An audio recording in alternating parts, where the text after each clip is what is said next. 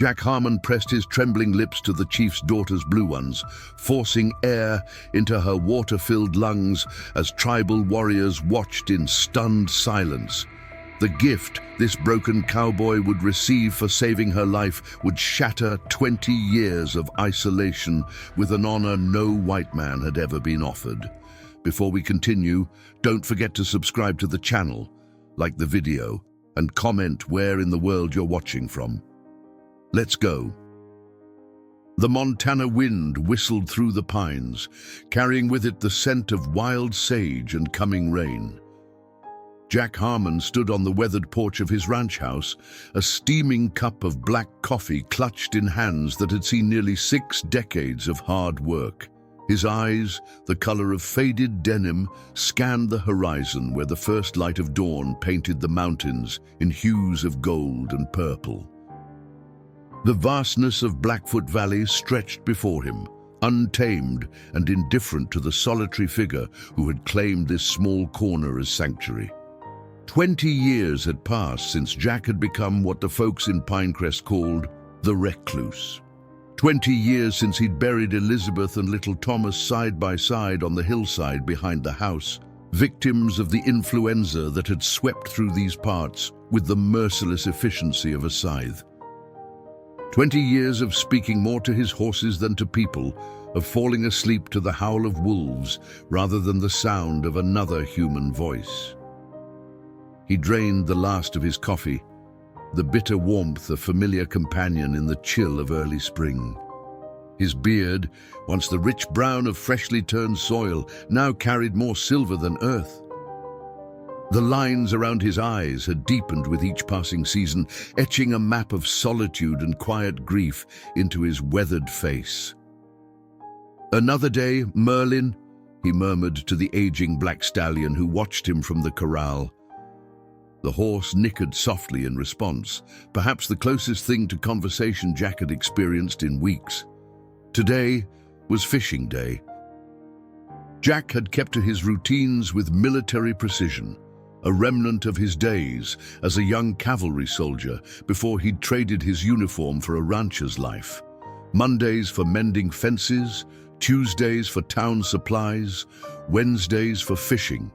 The predictability gave structure to a life that might otherwise have collapsed under the weight of emptiness. He gathered his fishing gear, the hand-carved rod that Thomas had once admired with a child's wonder, the worn leather tackle box that still carried Elizabeth's initials stamped into its side. These objects were more than tools. They were anchors to a time when Jack Harmon had been part of something larger than himself. The path to the Blackfoot River wound through groves of aspen trees, their leaves beginning to unfurl in the warming spring air. Jack moved with the ease of a man who knew every root and stone, every dip and rise of the terrain. His boots left impressions in the soft earth, temporary marks of human passage that would vanish with the next rain. At the river's edge, Jack settled onto a familiar boulder, smoothed by centuries of rushing water. The Blackfoot ran clear and cold, fed by mountain snowmelt. He assembled his rod with practiced movements, his large hands surprisingly nimble as they threaded the line through the guides. For a moment, he paused, watching an eagle soar overhead, free in a way he sometimes envied. The first cast arced gracefully over the water, the line whispering through the air before the fly settled on the surface. Jack fell into the rhythm of casting and retrieving, his mind emptying of everything except the present moment, the tug of the current, the flash of sunlight on water, the distant call of a loon.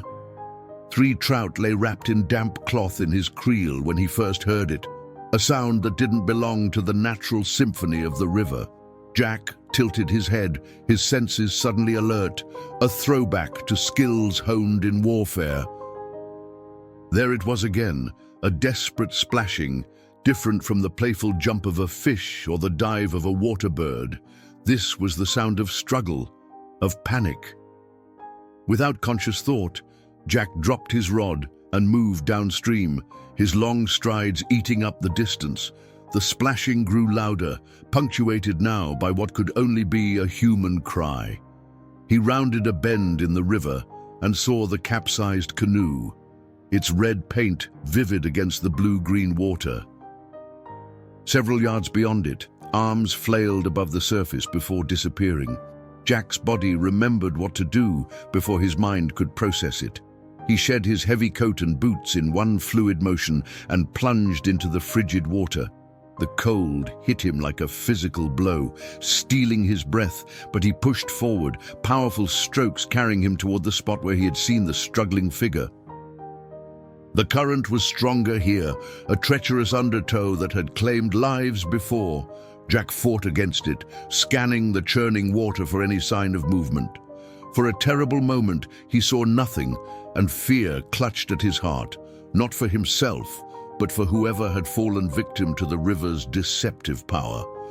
Then he spotted her, a young woman with long black hair, her body limp as the current pulled her under.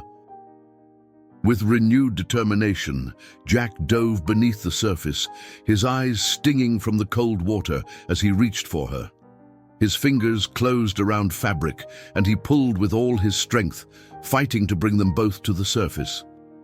They broke through together, Jack gasping for air as he turned the girl onto her back, supporting her head above water. Her face was the color of ash, lips tinged blue, eyes closed. She wasn't breathing. "Hold on," he grunted, though he knew she couldn't hear him. "Just hold on." With one arm wrapped securely around her waist, Jack battled the current toward the shore, each stroke a defiance against the river that seemed determined to claim them both. His muscles screamed in protest, the cold numbing his extremities, but something within him, something he thought had died alongside his family, refused to surrender. As the first drops of rain began to fall from the darkening sky, Jack Harmon reached shallow water, dragging the motionless form of the young native woman onto the rocky shore. Behind them, the empty canoe continued its journey downstream, disappearing around the bend like a harbinger of what might have been. Rain fell in earnest now, pelting Jack's shoulders as he knelt beside the girl's still form. Her traditional dress, adorned with intricate beadwork, clung to her slender frame. Her features, though tinged with the pallor of near death, held a striking beauty. High cheekbones, a delicate nose, and lips now frightfully blue from lack of oxygen. "Breathe!" Jack commanded, his voice rough from disuse and desperation. He tilted her head back, cleared her airway, and without hesitation began the resuscitation techniques he'd learned decades ago as a soldier. His large hands, calloused from years of ranch work, found the center of her chest and began compressions with methodical precision.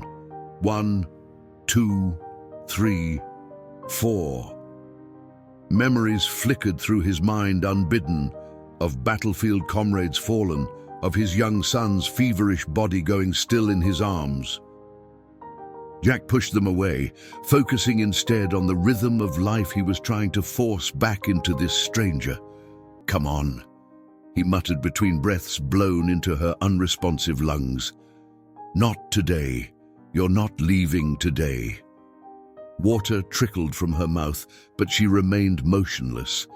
Jack continued, his arms aching, refusing to acknowledge the growing fear that he might have reached her too late. The rain mixed with sweat on his brow, dripping onto her face like tears neither of them could shed. 30 compressions, 2 breaths, again. "Fight," he urged, his voice breaking. "Damn it, girl, fight!" As if responding to his command, her body suddenly convulsed. Jack quickly turned her onto her side as river water surged from her lungs. She coughed violently, gasping for air in painful, ragged breaths. Her eyes fluttered open for just a moment, dark, disoriented, before closing again. Jack sat back on his heels, his own breathing labored from exertion and relief. She was alive, unconscious, but alive. The thundering of his heart began to slow, and only then did he become aware of the cold that had seeped into his bones, of the trembling in his limbs. "You're going to be all right," he said softly, not sure if she could hear him. He removed his flannel shirt, leaving only his undershirt, and wrapped it around her shoulders to ward off the chill. A sound from the forest edge snapped his attention away from the girl. Jack turned sharply, instincts honed by years of solitude, making him instantly alert to potential danger. Through the curtain of rain, he saw them, 5 mounted figures emerging from the tree line, their silhouettes unmistakable against the grey sky. The Blackfoot tribal lands bordered his property to the north. In 20 years, Jack had maintained a respectful distance, crossing paths with tribal members only occasionally in town or on the shared hunting grounds. There had never been conflict, but neither had there been connection. The riders approached cautiously, their horses picking their way down the embankment to the river shore. The man at the center rode slightly ahead of the others, his bearing marked by undeniable authority. His hair, streaked with silver, was worn in 2 long braids adorned with eagle feathers. His face, deeply lined and weathered by sun and time, revealed a man perhaps Jack's age or older. Jack did not rise from his position beside the girl, but neither did he show fear. He watched as recognition and then alarm transformed the leader's stoic expression. The man dismounted in one fluid motion that belied his age and strode forward with purpose. "Ayasha," he said, the name falling from his lips like a prayer. He knelt opposite Jack, reaching out to touch the girl's face with a gentleness that told Jack everything he needed to know. This was her father. "She was in the river," Jack explained, his voice hoarse. "Canoe capsized in the rapids. I pulled her out, but she wasn't breathing. She is now." The older man's dark eyes met Jack's blue ones, searching for something beyond the simple account of what had happened. Whatever he was looking for, he seemed to find it, for he nodded once, gravely. "I am Running Wolf," he said, the English words deliberate and accented but clear, "chief of the northern Blackfoot. This is my daughter." "Jack Harmon," he replied simply. Around them, the other riders had dismounted, keeping a respectful distance but watching intently. One of them, a younger man with fierce eyes, moved forward as if to intervene, but Running Wolf raised a hand to halt him. "You saved her life," Running Wolf stated. It wasn't a question. Jack shrugged uncomfortably. "She's not out of danger. Needs to get warm, needs a doctor to check for water in her lungs." As if in response to their voices, Ayasha stirred, her eyelids fluttering. She murmured something in her native tongue, the sound weak but determined. Running Wolf leaned closer, responding softly in the same language, his hand resting protectively on her forehead. "She asks where the river has taken her," he translated, looking back at Jack. "She says the water spirits were pulling her down to their world." Jack didn't know how to respond to that. He had never been a man of mythology or spiritual belief, not even before tragedy had stripped away what little faith he'd possessed. He dealt in practicalities, in fence posts that needed mending and horses that needed feeding, in the tangible reality of survival. Running Wolf seemed to sense his discomfort. "Our people believe water spirits claim those who are meant to carry messages between worlds," he explained. But it was not her time. His gaze intensified. "You challenge the spirits, Jack Harmon." One of the other men had brought a blanket, and they carefully wrapped Ayasha in it. Running Wolf gathered his daughter into his arms with surprising strength, cradling her against his chest as he stood. "Our village is closer than your ranch," Running Wolf said. "Our healer will attend to her. You will come with us." It wasn't a request. Jack hesitated, glancing back toward his abandoned fishing gear, toward the familiar path that led to his solitary home. Every instinct built over 20 years of isolation urged him to decline, to retreat to the safety of his self-imposed exile. But something in Running Wolf's expression, a mixture of gratitude and command, made refusal seem impossible. And something else, something Jack couldn't quite name, pulled him toward this unexpected turn in a life that had become too predictable in its loneliness.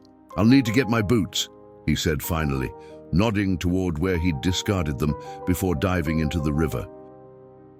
Running Wolf nodded to one of his men, who retrieved Jack's boots and coat. As Jack pulled them on, his fingers clumsy with cold, he caught the young warrior watching him with suspicious eyes. Not everyone, it seemed, was pleased by his presence. "Ready?" Running Wolf asked when Jack had finished. Jack nodded, though in truth he wasn't sure he would ever be ready for what lay ahead. He had saved a life today, perhaps the first truly meaningful act he had performed in 2 decades. Now he would follow where that act led, even if it meant stepping beyond the carefully constructed boundaries of his isolated existence. The journey to the Blackfoot village took nearly an hour, following trails Jack had never traveled despite their proximity to his land. He rode behind Running Wolf on a spare horse, a spirited pinto that seemed to sense his unease. The rain had subsided to a gentle mist that clung to the pine needles and turned the earth fragrant. Ayasha had been carefully secured on a travois pulled by Running Wolf's mount. Still wrapped in blankets, her breathing steadier now but her consciousness drifting. Jack found his eyes drawn to her repeatedly, monitoring for any signs of distress. The warrior who had regarded him with suspicion, Jack had heard Running Wolf call him Maka, rode alongside the chief's daughter, his vigilance matching Jack's own. They crossed a shallow ford where the river widened, then ascended through a hidden pass that opened suddenly into a sheltered valley. Jack had lived within 10 miles of this place for decades without knowing it existed. The village spread before them, a collection of traditional teepees alongside more modern wooden structures. Smoke rising from cook fires despite the damp weather. Children who had been playing at the outskirts ran ahead, calling out in their native language, and by the time the riders reached the center of the settlement, a crowd had gathered. Jack felt the weight of dozens of eyes upon him, curious, wary, evaluating. He sat straighter in the saddle, fighting the urge to turn the horse and gallop back to the familiar isolation of his ranch. It had been years since he'd been around this many people at once, and the sensation was overwhelming. Running Wolf raised his hand, and the murmuring crowd fell silent. He spoke to them in their language, his voice carrying the natural authority of a long-time leader. Jack recognized Ayasha's name in the stream of unfamiliar words, and then his own. Faces turned toward him, expressions shifting from concern for the chief's daughter to assessment of the stranger in their midst. An elderly woman pushed through the crowd, her silver hair braided with colorful threads, her face a map of deep wrinkles that framed alert, intelligent eyes. She moved with the deliberate pace of someone who had earned the right to take her time, leaning on a gnarled walking stick adorned with feathers and small animal bones. "This is Takoda, our medicine woman," Running Wolf explained as Jack dismounted. "She will care for Ayasha." Takoda approached the travois, bending to examine the still form of the young woman. Her gnarled fingers pressed against Ayasha's throat, feeling for her pulse, then moved to her chest, hovering just above her heart. She spoke without looking up, her voice surprisingly strong. "She says to bring her to the healing lodge," translated Running Wolf, "and that you should come too." Jack hesitated, uncomfortable with the idea of entering their sacred spaces. "I don't think—" "You pulled her from the water spirits," Running Wolf interrupted. "Your energy is connected to hers now. Takoda needs to understand this connection to heal her properly." Before Jack could protest further, 4 young men carefully lifted the travois. Following Takoda's shuffling lead, they carried Ayasha toward a large structure set slightly apart from the others. Its entrance faced east, and smoke escaped through a small opening at the top. Running Wolf gestured for Jack to follow, his expression making it clear that this, too, was not a request. Inside the healing lodge, the air was warm and heavy with the scent of burning herbs. A fire burned in a central pit, its light casting dancing shadows on the walls, decorated with painted symbols and animal hides. Jack stood awkwardly near the entrance, unsure of his place in this sacred space, as Ayasha was gently transferred to a raised platform covered with soft furs. Takoda began to work immediately, directing her assistants, two younger women, with quiet efficiency. They removed Ayasha's wet clothing, preserving her modesty with blankets, and dressed her in a soft, dry garment.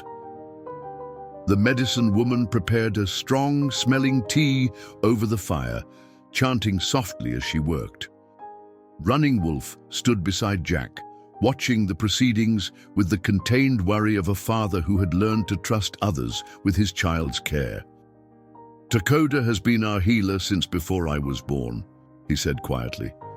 "If anyone can ensure Ayasha's recovery, it is her." Jack nodded, finding strange comfort in the old woman's confident movements. "Your daughter, will she be all right?" Running Wolf turned to study Jack's face, as if the question revealed something important about the man who asked it. "She is strong, like her mother was, and she has been returned to us by one who fought the water spirits on her behalf. I just pulled her out of the river," Jack said, uncomfortable with the mystical interpretation of his actions. "And anyone would have done the same, would they?" Running Wolf's gaze was penetrating. "Many men pass through our lands. Not all would risk themselves for one of our people." Before Jack could respond, Takoda approached them, her eyes fixed on Jack with unnerving intensity. She spoke rapidly to Running Wolf, occasionally gesturing toward Jack or Ayasha. "She says you have strong medicine," Running Wolf translated. "A spirit that refuses to surrender to death, even when it has taken much from you." Jack shifted uncomfortably. How could this woman know anything about what death had taken from him? "She asks if you will stay until Ayasha wakes," Running Wolf continued. "She believes your presence will help anchor her spirit, which was nearly lost to the water world." The request, wrapped in beliefs Jack didn't share, nonetheless stirred something in him. The girl was alive because of him. Was he somehow responsible for ensuring she remained so? The thought of returning to his empty ranch, of wondering whether she had survived, suddenly seemed impossible to bear. "I'll stay until she wakes," he agreed, surprising himself. Takoda nodded as if she'd expected nothing less, then returned to Ayasha's side. One of her assistants approached Jack with a steaming wooden cup. "Medicine," the young woman said in accented English, "for cold, for spirit." Jack accepted the cup cautiously. The liquid inside was dark and smelled of unfamiliar herbs. He glanced at Running Wolf, who nodded encouragingly. Taking a small sip, Jack was surprised by the pleasant, earthy taste that warmed his throat and seemed to spread quickly through his chilled body. "Come," Running Wolf said. "There is much to prepare if you are to stay with us, even for a short time. Takoda will send word when Ayasha wakes." Outside, the village had returned to its normal rhythm, though Jack noticed many curious glances as Running Wolf led him through the central grounds. Children peeked from behind their mothers' skirts, and a group of young men paused in their work to watch the stranger pass. "Your people don't see many white men," Jack observed. Running Wolf's expression hardened slightly. "They see enough, traders, government agents, missionaries, but rarely one who enters our village because he saved a life rather than seeking something for himself." They approached a smaller teepee near Running Wolf's own large dwelling. "This will be yours while you stay," the chief explained. It belonged to my brother before he joined our ancestors last winter. Jack was struck by the generosity of the offer. I don't need anything so grand. I can sleep under the stars if need be. You honor us with your presence, Jack Harmon, Running Wolf said formally. We will honor you in return with our hospitality. As they stood there, Maka approached, his stride purposeful. He spoke rapidly to Running Wolf, occasionally glancing at Jack with barely concealed distrust.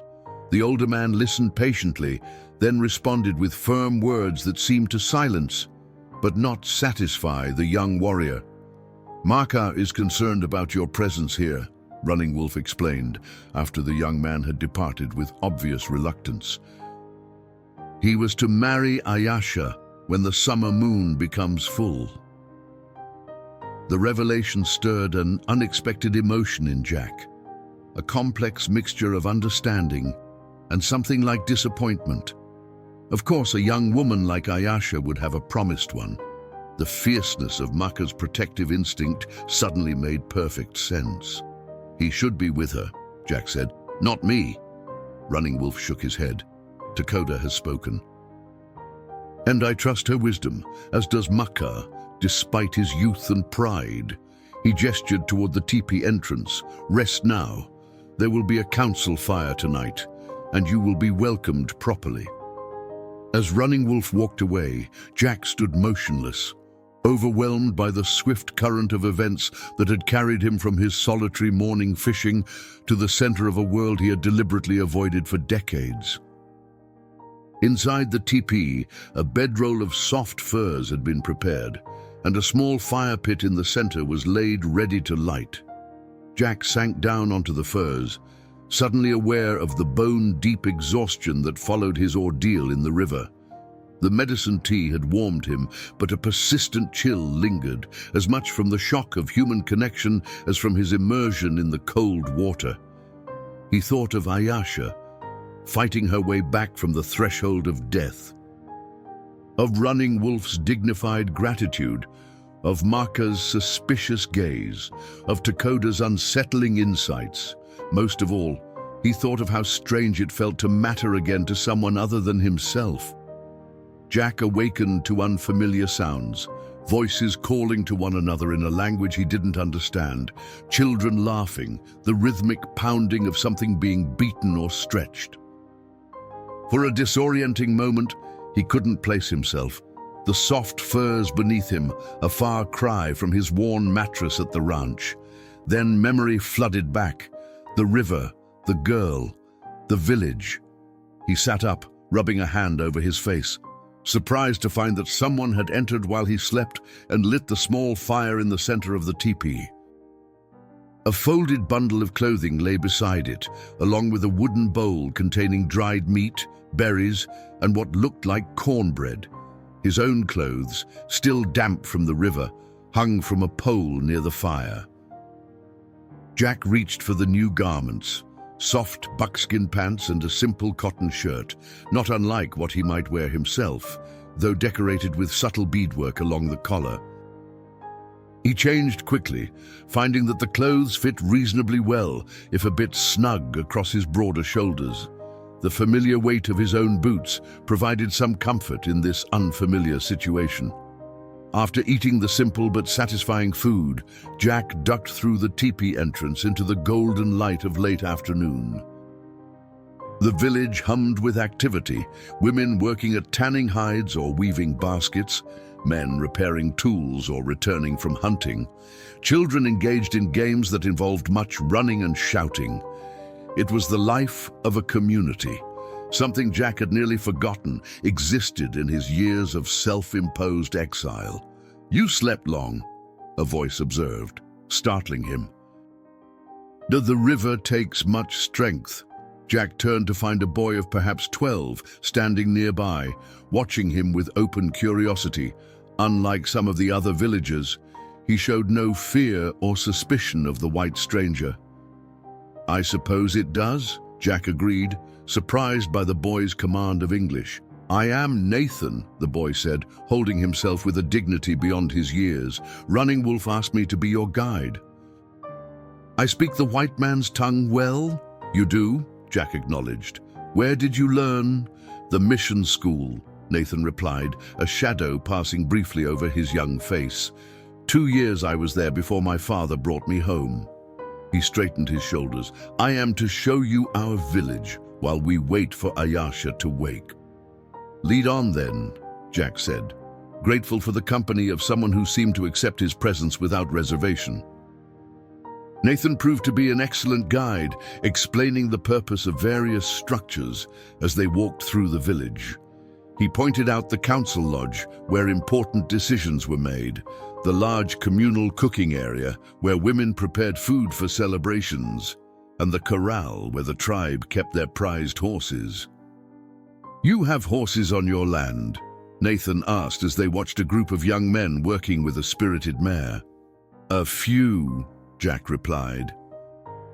Nothing like these. He nodded toward the Blackfoot horses, recognizing their superior breeding and training. Maka is our best horse trainer, Nathan said, pointing to the familiar figure of Ayasha's betrothed.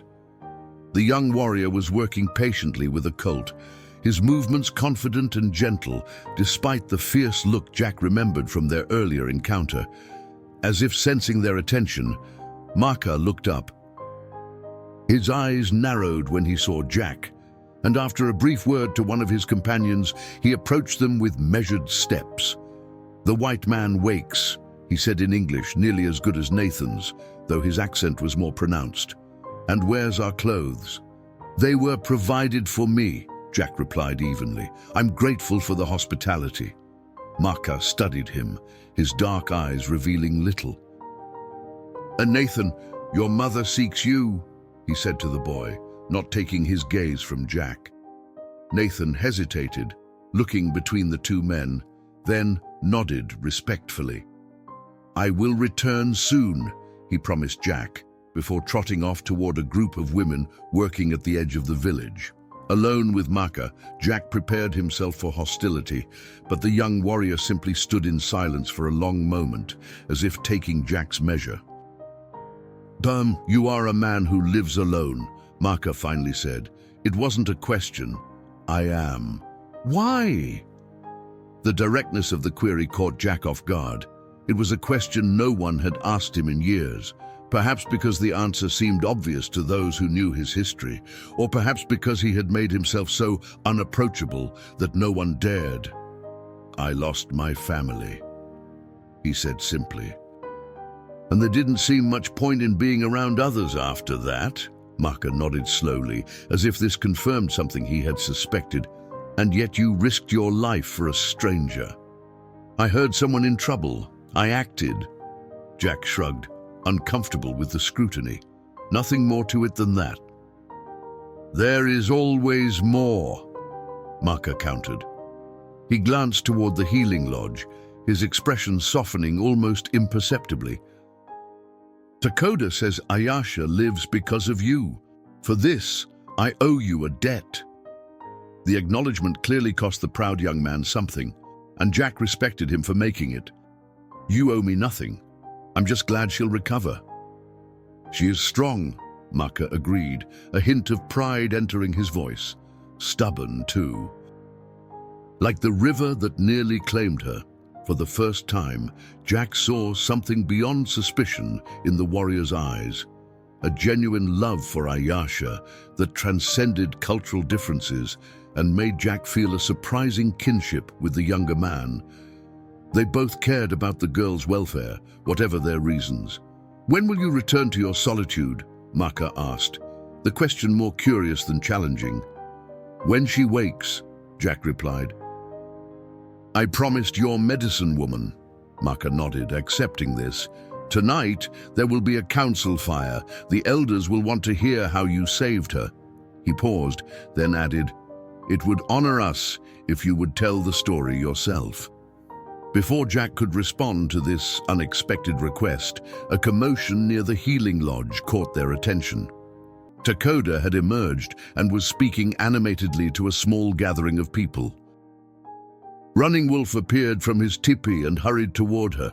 She wakes, Marker said, his body already in motion.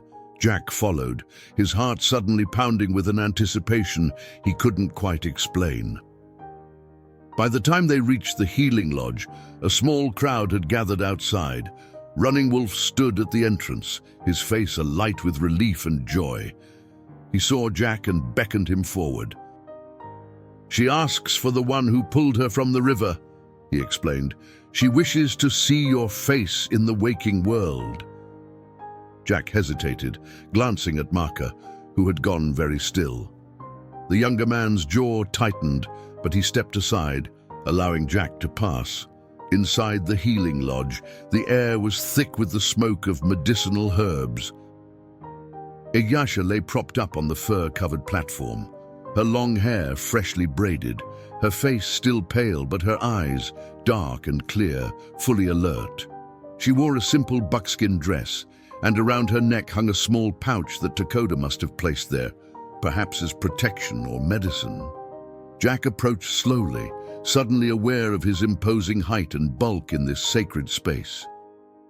Ayasha's eyes followed him, and when he stood beside her bed, a small smile curved her lips. "You are the one," she said in English that, while accented, was surprisingly fluent. "The one who fought the water spirits for me." Jack cleared his throat, uncomfortable with the mystical interpretation. "I just happened to be fishing nearby," he said. "Heard you struggling." "No," she said with quiet certainty. "The river chose you to be there. To bring me back." She reached out a slender hand, and without thinking, Jack took it in his own much larger one. Her skin was warm now, no longer the deathly cold he had felt on the riverbank. "I saw you," she continued, her voice soft but steady. "When my spirit was between worlds, you called me back with your strength." Jack didn't know how to respond to this. He didn't believe in spirits or other worlds, but the conviction in her eyes made it difficult to dismiss her experience outright. "I'm glad you're all right," he said finally. "That's what matters." Ayasha studied his face, as if memorizing its features. "You have known great sorrow," she said suddenly. "Oh, it has carved deep rivers in your spirit." The unexpected insight made Jack withdraw his hand, disturbed by how this young woman, like Dakota, seemed to see into parts of himself he had long kept hidden. Running Wolf stepped forward, placing a gentle hand on his daughter's forehead. "Enough now," he said in English, presumably for Jack's benefit. "You must rest. There will be time for talk when you are stronger." Ayasha nodded obediently, though her eyes remained on Jack. "You will stay for the council fire?" she asked. "To tell how the river brought us together." Put that way, as if some force had orchestrated their meeting rather than blind chance, the request unsettled Jack even more. Yet he found himself nodding. "I'll stay," he promised, though a voice in the back of his mind questioned the wisdom of becoming further entangled in the lives of these people. As he stepped back, Marker moved forward to take his place at Ayasha's side. The look that passed between the betrothed couple was charged with emotion, relief, love, but also something troubled in Ayasha's expression that Jack couldn't quite interpret. Outside the healing lodge, the news of Ayasha's awakening had spread through the village. People approached Running Wolf with smiles and words of congratulation. Several nodded respectfully to Jack, their earlier wariness replaced by something like reverence that made him even more uncomfortable. "They see you differently now," Nathan explained, having reappeared at Jack's side. "You are no longer just a white man. You are the one who challenged the water spirits and won." "I'd rather just be Jack," he muttered. Nathan grinned, the expression transforming his solemn face into that of the child he still was. "Too late," he said with surprising wisdom. "The stories have already begun, and in our way, a man is shaped by the stories told about him." As the sun began its descent toward the western mountains, Jack watched the village prepare for the evening's council fire. Women laid out food on blankets, men gathered firewood, and children were scrubbed clean despite their protests. Through it all, Jack remained apart, an observer rather than a participant, clinging to the habits of solitude, even as he felt himself being inexorably drawn into the life of this community. And at the center of that pull was the dark-eyed young woman who believed he had been chosen by the river to save her life, a notion as disturbing as it was strangely compelling to a man who had long ago stopped believing in anything resembling fate or purpose. As darkness fell, the council fire at the center of the village blazed high, sending sparks spiraling toward the star-filled Montana sky.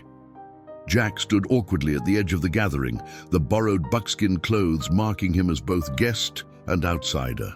Around the fire sat the tribal elders, their faces solemn and dignified in the flickering light.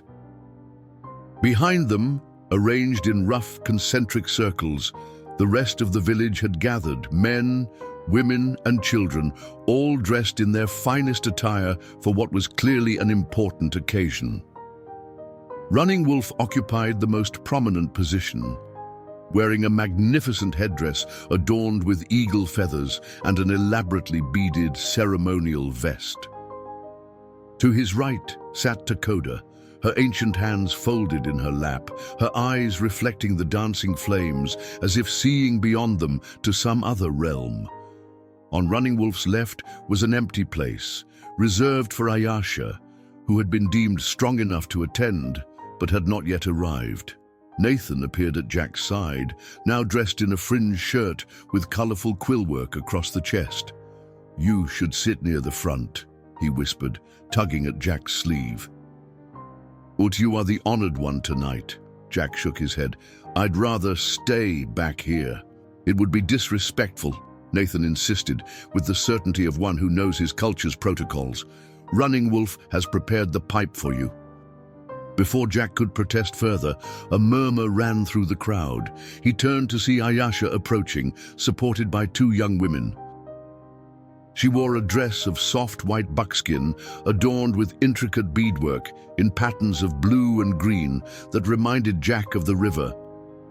Her hair was elaborately braided with strips of fur and small shells, and around her neck hung multiple necklaces of bone, seed, and bead. Despite her ordeal, she moved with grace, her head held high. Maka stepped forward from the circle of warriors to offer his arm, but Ayasha, while smiling at him with obvious affection, shook her head gently. Instead, her eyes found Jack in the crowd, and she beckoned to him. A hush fell over the gathering. Jack felt dozens of eyes upon him as he hesitantly made his way forward. Maka's expression was unreadable as Jack passed him, but the tension in the young warrior's body was evident. "Will you help me to my place?" Ayasha asked when Jack reached her. "It would honor me." Jack offered his arm, acutely aware of how small she seemed beside him despite her regal bearing. Together, they moved slowly to the circle of elders, where she took her place beside her father. Running Wolf gestured to a spot directly across the fire from him, a position of honor that made Jack even more uncomfortable. "Sit," Running Wolf commanded gently. "The council begins." Jack lowered himself to the ground, crossing his legs awkwardly, intensely conscious of being the focus of so much attention. An older man to his left, introduced by Nathan as Swift Eagle, keeper of tribal histories, began to speak in the Blackfoot language, his voice rich and melodious despite his advanced age. Nathan, seated slightly behind Jack, translated in whispers. "He welcomes all to the fire of counsel and remembrance. He says this night is special because a stranger has become a friend through an act of great courage." Swift Eagle continued, occasionally gesturing toward Jack or Ayasha. Through Nathan's translation, Jack learned that the tribe viewed the river crossing as a significant spiritual event, not merely a rescue, but a battle between life and death, between worlds seen and unseen.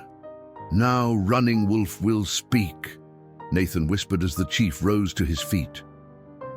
Unlike Swift Eagle, Running Wolf chose to speak in English, perhaps out of respect for Jack. "My daughter was born during the moon of changing leaves," he began, his deep voice carrying easily to the farthest listeners.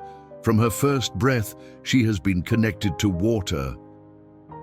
Her mother, who walks now in the spirit world, dreamed before her birth that she would be claimed by the river and reborn through the courage of a stranger."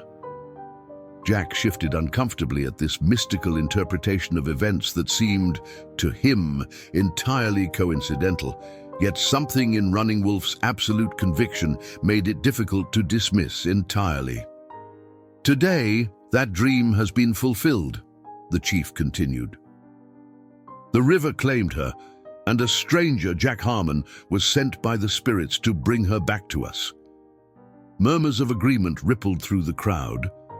Jack noticed Marker watching him intently from his position among the warriors, his expression complex, gratitude warring with what might have been jealousy or concern. Running Wolf raised his hands for silence. "Now we will hear from Jack Harmon himself, so that his story may become part of our story, woven into the history of our people." All eyes turned expectantly to Jack. He cleared his throat, unused to speaking to crowds, unused to speaking much at all after so many years of solitude. "I'm not one for storytelling," he began awkwardly. "And I'm not sure there's much to tell. I was fishing, like I do every Wednesday. Heard splashing downstream. Found your daughter struggling in the current." He paused, uncomfortable with the rapt attention his simple account was receiving. "I pulled her out. She wasn't breathing, so I cleared her lungs. Then you all arrived." A silence followed his spare recounting, broken only by the crackling of the fire. Jack had the distinct impression that his audience found his version of events unsatisfyingly brief. Ayasha leaned forward, the firelight illuminating her face. "Tell them what you felt," she urged softly. "Tell them what you saw in the river." Jack met her gaze across the flames, struck again by the intensity in her dark eyes. "I felt cold," he said finally. "The water was like ice, and the current was strong. Strongest I've felt it this early in spring." He hesitated, then continued, drawn out by something in Ayasha's expectant expression. "When I couldn't find you at first, I thought I was too late. It reminded me of—" He stopped abruptly, unwilling to speak of his son, of how Thomas had slipped away despite all Jack's efforts to save him. That grief was his alone, not a story to be shared around a stranger's fire. But Ayasha seemed to understand what he couldn't say. "You have looked into the eyes of death before," she said, not a question, but a statement. "And that is why the water spirits respected you. They recognized one who has stood at the threshold between worlds." Jack didn't respond, disturbed by how accurately she had read him. Around the circle, the elders nodded as if her words confirmed something important. Running Wolf rose again and moved to a decorated stand where a long-stemmed pipe had been placed. He lifted it reverently, filled its bowl with a mixture of tobacco and herbs, and lit it with a brand from the fire. After taking a ceremonial puff, he walked slowly around the circle, offering the pipe to each elder in turn. When he reached Jack, he paused longer than he had with the others. "This is the pipe of peace and brotherhood," he explained. "And by sharing it, you become connected to our people." Jack hesitated only briefly before accepting the pipe. The smoke was aromatic and surprisingly smooth, filling his lungs with warmth. As he exhaled, he felt a curious lightness, as if some burden he had carried for years had momentarily lifted. After the pipe had completed its circuit, Takoda rose shakily to her feet, assisted by a younger woman. She spoke in her native tongue, her voice cracking with age, but carrying unmistakable authority. All listened in respectful silence. "She says, your spirit is wounded, but strong. Nathan translated for Jack. Like a tree struck by lightning that still produces fruit. She says the river knew this when it brought you and Ayasha together. Takoda approached Jack, her step slow but purposeful. From a pouch at her waist, she withdrew a small object, a carved stone in the shape of a bear, polished to a soft sheen and suspended on a leather cord. "For protection," she said in halting English, placing it around Jack's neck. "And remembrance." The unexpected gift left Jack speechless. He touched the stone figure, feeling its smooth contours against his fingertips, and nodded his thanks, unable to find appropriate words. With the formal ceremony apparently concluded, women began bringing forward food: roasted venison, stewed roots, flat bread, and berries preserved from the previous autumn. The atmosphere shifted from solemn ritual to community celebration. Children who had been remarkably quiet during the proceedings now moved about more freely, though still with the respectful behavior that Jack had noticed characterized even the youngest members of the tribe. As people began to eat, Ayasha made her way carefully to Jack's side and lowered herself gracefully next to him. Up close, he could see the fatigue in her face, despite her determined composure. "You should be resting," he said quietly. She smiled. "There will be time for rest. Tonight is for honoring you." "I don't need honoring," Jack replied, uncomfortable with her gratitude. "Anyone would have done the same." "Would they?" she asked, echoing her father's earlier question. "I have seen how some white men look at us, with fear or hatred or greed, but not you." She studied his face with those disconcertingly perceptive eyes. "You look at us with loneliness." The observation, so simple and yet so profound, struck Jack speechless. Before he could formulate a response, Maka approached, carrying 2 plates of food.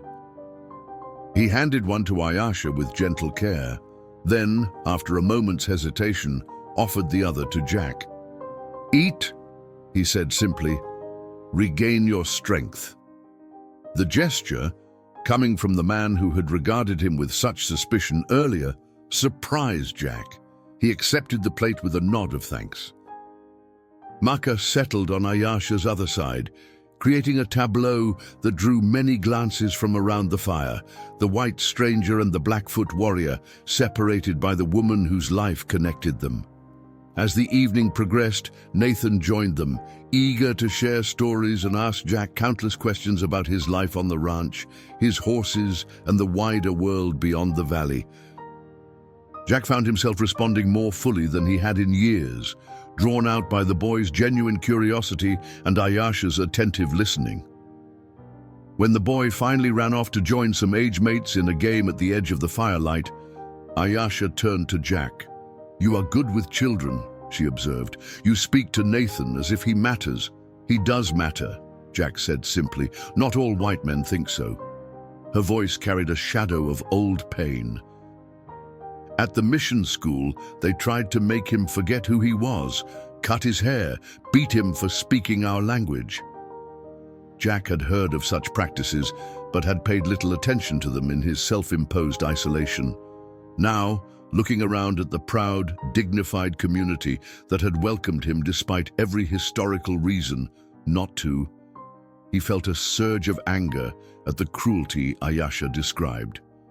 "That's wrong," he said, the words inadequate but sincere. Ayasha's expression softened. "Yes, and your understanding of that is why the spirits chose you." She touched the bear carving that hung around his neck. "This is not just protection, it is belonging." As the fire burned lower and the celebration began to wind down, Jack found himself in a state of conflicted emotion.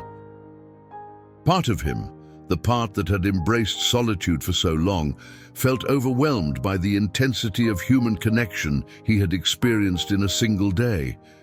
Yet another part, long dormant, resonated with the sense of community around him, with the simple act of sharing food and stories under the vast Montana sky. When Running Wolf announced that it was time for Ayasha to return to the healing lodge to rest, Jack watched as Maka helped her to her feet. The young warrior's protectiveness was evident in every careful movement, in the way his hand rested lightly at her elbow, in the softness that transformed his fierce features when he looked at her. As they passed Jack, Ayasha paused. "Tomorrow," she said, "I would hear more of your story, Jack Harmon. And perhaps share more of mine." It was both invitation and promise, one that left Jack staring after her long after she had disappeared into the darkness beyond the dying fire. Morning arrived with dew-kissed grass and birdsong.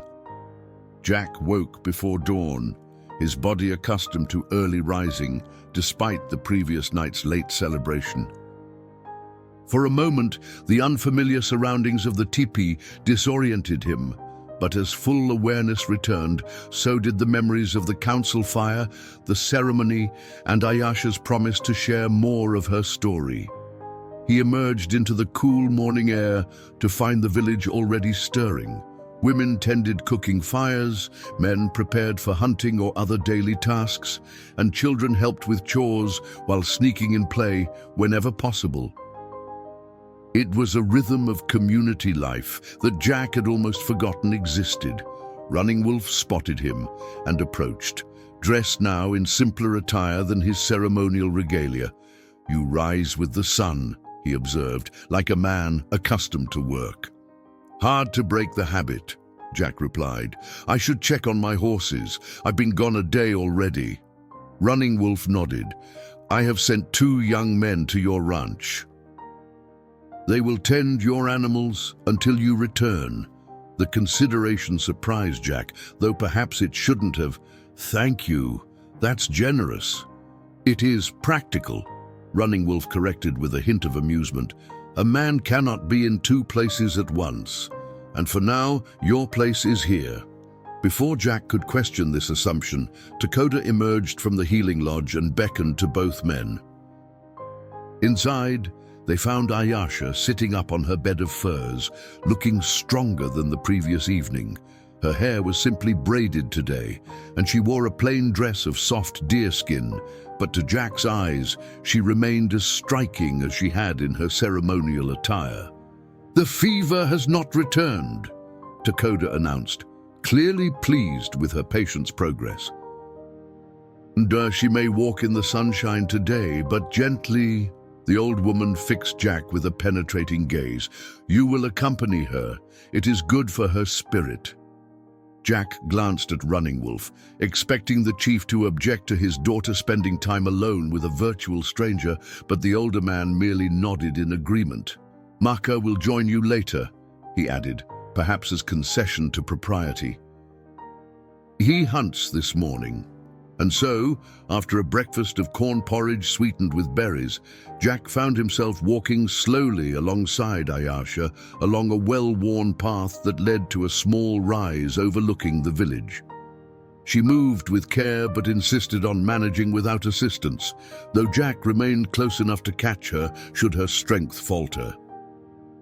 "This is my thinking place," she explained when they reached the top, where a large, flat rock provided a natural seat. "I come here when I need to hear my own heart speak." They sat together, looking out over the village below and the magnificent sweep of mountains beyond. For a time, neither spoke, sharing a companionable silence that Jack found surprisingly comfortable. "You promised to tell me more of your story," Ayasha said finally, turning those perceptive eyes toward him. Jack's instinct was to deflect, to keep his pain private as he had for 2 decades. But something about this place, about the young woman beside him who had nearly died in his arms, made the carefully constructed walls around his past seem suddenly less necessary. "I had a family once," he said, the words rusty from disuse. "A wife, Elizabeth, a son, Thomas. We built the ranch together, had dreams of raising horses, maybe having more children." He paused, the familiar ache in his chest, both painful and somehow cleansing. Influenza took them both. 20 years ago, Thomas was just 7. Ayasha didn't offer empty condolences or platitudes. Instead, she reached out and placed her hand lightly on his forearm, the simple touch conveying more understanding than words could have. "After they died, I couldn't bear to be around others," Jack continued, surprised by his own candor. "Every face I saw reminded me of what I'd lost. So I withdrew. Built fences, real ones and ones no one could see. And you became a ghost among the living," Ayasha said softly. The insight struck him deeply. "Yes," he admitted. "I suppose that's exactly what I did." Ayasha gazed out at the mountains. "My mother died when I was 13, she said, "a sickness that came from the white traders. Many in our village died that winter." Her voice was steady, but Jack sensed the depth of loss beneath her composure. "I wanted to join her in the spirit world. I stopped eating, speaking. I became a ghost too." "What changed?" Jack asked. "My father reminded me that I still had purpose here, that my mother's spirit lives on through me and the stories I keep." She touched the intricate beadwork on her dress. "She taught me these patterns before she walked on. When I create them, her hands guide mine." Jack thought of Elizabeth's gardens, long overgrown, of Thomas's wooden toys gathering dust in a trunk he couldn't bear to open. He had preserved nothing but his grief. "Last year, I began having dreams of the river," Ayasha continued. "In them, I was carried away by the current, but always there was a shadow following, trying to reach me." She looked at Jack intently. "It was you, though I didn't know it then." Jack shifted uncomfortably. "I don't believe in prophetic dreams." "Yet here we are," she said simply, "connected by the river, just as the dream foretold." Before Jack could respond, a shout from below drew their attention. A rider was approaching the village at speed, and even from a distance, Jack recognized the young warrior's form, Maka, returning from his hunt earlier than expected. As they watched, he dismounted in the center of the village and spoke urgently to Running Wolf. Several other warriors gathered around them, their postures suggesting concern. "Something is wrong," Ayasha said, already rising to her feet. "We should go back." They made their way down the path more quickly than they had ascended, Jack keeping a protective hand near Ayasha's elbow. By the time they reached the gathering, the mood of alarm was palpable. Running Wolf's expression was grave as he saw them approach. "Maka brings news from the trading post," he explained. "A group of miners has come to the area, led by a man named William Fletcher." Jack stiffened at the name. Fletcher was known throughout the territory as a ruthless prospector who had made his fortune by any means necessary, often at the expense of native peoples whose lands contained the gold he sought. "They claim to have government permission to survey the northern ridges," Running Wolf continued, "the same ridges where our ancestors are buried." "They're lying," Jack said flatly. "Fletcher doesn't wait for permission. He takes what he wants and deals with consequences later." Maka looked at Jack with newfound interest. "You know this man." "I know of him," Jack clarified. "His reputation, he's dangerous, greedy and without scruples." Running Wolf exchanged glances with the tribal elders who had joined the gathering. "We have had peace with the white authorities for many years, but this threatens the most sacred of our grounds." "Fletcher doesn't represent the government," Jack insisted. "He represents himself and his investors. If he's claiming official sanction, I'd wager good money it's forged or bought through bribes." "Can you be certain?" asked one of the elders, an ancient man whose name Jack didn't know. "No," Jack admitted, "but I could find out. I know people in Helena who could verify any official permits." A murmur ran through the gathered tribe members. Maka stepped forward, his earlier suspicion of Jack seemingly set aside in the face of this new threat. "If what you say is true, we need to know quickly.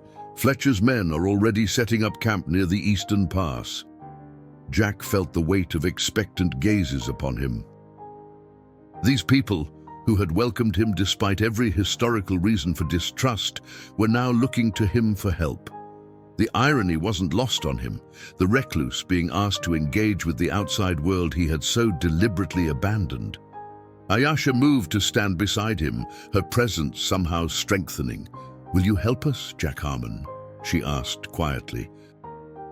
"Will you stand between my people and those who would desecrate our sacred places?" The question hung in the air, freighted with implications that went far beyond a simple favor. By involving himself in this dispute, Jack would be stepping definitively out of the shadows of his self-imposed exile, taking a stand that could not be easily withdrawn. 20 years of carefully maintained isolation pulled at him, urging retreat to the safety of his fenced ranch and solitary existence. But as he looked at Ayasha's resolute face, at Running Wolf's dignified concern, at Maka's wary hope, Jack realized that something had fundamentally shifted within him. The river had not only brought him to Ayasha, it had carried him back toward the current of life itself. "I'll help," Jack said, the words emerging with a certainty that surprised even him. "I'll ride to Helena tomorrow, speak with Judge Morrison. He's honest, can't be bought. If Fletcher has legitimate papers, Morrison will know." Relief visibly washed over the gathered faces. Running Wolf clasped Jack's shoulder, the gesture conveying gratitude beyond words. Mika nodded once, a silent acknowledgement of respect that meant more coming from the proud warrior than effusive thanks would have from another. "Until then," Jack continued, "someone should watch Fletcher's camp, track their movements, but stay well hidden. Fletcher's men are known to shoot first when it comes to Indians near their claims." "I will lead the scouts," Maka volunteered immediately. "We know paths through the ridges that no white man has walked." Running Wolf considered this, then nodded his approval. "Take 3 others, swift and silent. Do not engage." As the gathering dispersed to prepare for these new developments, Ayasha remained at Jack's side, her face a complex mixture of gratitude and concern. "Helena is 3 days' ride each way," she said quietly. "Oh, you would do this for people you barely know." Jack looked down at her, struck again by the quiet strength in her gaze. "I'm doing it because it's right," he said simply. "Fletcher's the kind of man who gives all white men a bad name. And perhaps," she suggested with gentle perception, "because you are tired of standing apart." Before Jack could respond to this uncomfortable insight, Nathan bounded up to them, his young face alight with excitement despite the serious situation. "I am to go with you to Helena," he announced proudly. "My father says I can guide you by the quickest trails, and my English will help if the judge uses words you don't understand." Jack raised an eyebrow at this assessment of his potential linguistic limitations, but couldn't help a small smile at the boy's enthusiasm. "Your father agreed to this. He is my father," Nathan confirmed, pointing to Swift Eagle, the elder who had opened the previous night's council. "He says a journey like this is good learning for a future leader." Running Wolf, who had overheard this exchange, nodded his confirmation. "Nathan knows the fastest paths through the mountains. And having one of our people with you when you speak to the judge shows that we are serious in our concern." Jack couldn't argue with the logic, though the thought of being responsible for the boy during such a journey added another layer of complexity to his commitment. Still, Nathan's obvious intelligence and maturity for his age were reassuring. "We'll leave at first light," he agreed. The remainder of the day passed in a flurry of preparations. Jack was provided with supplies for the journey: dried meat, parched corn and medicinal herbs packed by Takoda herself with strict instructions for their use. A sturdy mountain pony was selected for Nathan, and Jack's own horse, retrieved from his ranch by the young men Running Wolf had sent, was groomed and readied. As evening approached, Jack found himself drawn to the healing lodge, where Ayasha had returned to rest before the night's meal. He hesitated at the entrance, uncertain of his welcome, but Takoda beckoned him inside with a crooked finger. Ayasha sat cross-legged on her bed of furs, sewing beads onto a small leather pouch. She looked up as Jack entered, her face brightening in a way that stirred something long dormant within him. "I'm told you leave with Nathan at dawn," she said, setting aside her handiwork. "No, I wish to thank you before you go." "No need for thanks," Jack said gruffly, uncomfortable with gratitude. "Just doing what needs doing." Takoda chuckled, the sound like dry leaves rustling. "He speaks little but says much," she observed in her accented English. "A good quality in a man." The old woman busied herself with her herbs, giving them a semblance of privacy while remaining present as propriety demanded. Jack sat on a low stool near Ayasha's bedside, the bear carving Takoda had given him hanging visibly around his neck. "I want you to know," Ayasha said in a low voice, "that whatever you discover in Helena, my people will be grateful for your effort. We have learned to be cautious in our hopes when dealing with white authorities." "Judge Morrison is different," Jack assured her.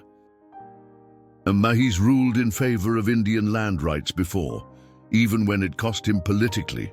Ayasha nodded, though her expression suggested she had seen too many broken promises to fully embrace optimism. She reached for the small pouch she had been working on and handed it to Jack. "For your journey," she explained, "sage and sweetgrass for protection. A stone from the river where our paths crossed to remind the spirits that you travel with purpose." Jack accepted the gift, touched by the gesture despite his skepticism about its spiritual significance.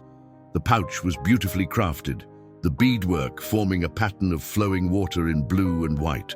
"I'll keep it close," he promised, tucking it carefully into his shirt pocket. Their eyes held for a moment longer than necessary, an unspoken current passing between them that neither acknowledged aloud. Jack was acutely aware of Takoda's presence, of the impropriety of any deeper expression of the connection he felt, growing between himself and this remarkable young woman. "Marka leaves tonight for the Eastern Ridge," Ayasha said, breaking the momentary tension. "He is a skilled tracker. If Fletcher's men move toward our sacred grounds, he will know." Jack nodded, appreciating Marka's abilities, even as he noted the careful way Ayasha spoke of her betrothed, with respect and affection. But something reserved, something held back. "He's a good man," Jack said, testing. "The best among our warriors," she agreed readily. "Brave, honorable. My father has always hoped we would join our lives." She met Jack's gaze directly. "But sometimes the path we are shown is not the one our heart would choose." The implication hung in the air between them, too fragile and dangerous to be addressed directly.